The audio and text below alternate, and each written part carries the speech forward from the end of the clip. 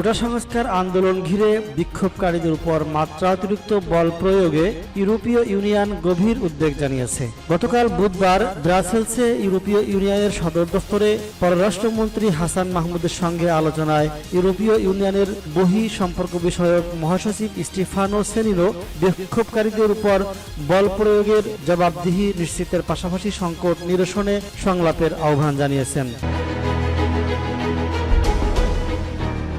আলোচনার পর স্টিফানো সেনিনো নিজের এক্স অ্যাকাউন্টে এক পোস্টে এসব কথা উল্লেখ করেছেন। কূটনৈতিক সূত্রে জানা গেছে, এই মুহূর্তে বেলজিয়াম সফররত হাসান মাহমুদের সঙ্গে ব্রাসেলসের স্থানীয় সময় অনুযায়ী বুধবার বিকেলে বৈঠক অনুষ্ঠিত হয়।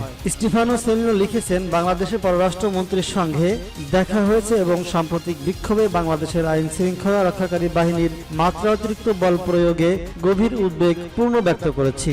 আমি আন্দোলনে যুক্তদের সঙ্গে আচরণের জবাবদিহি নিশ্চিত ও সংলাপের আহ্বান জানিয়েছি। মানবাধিকার বাংলাদেশের সঙ্গে ইউরোপীয় ইউনিয়নের সম্পর্কের একটি মৌলিক উপাদান।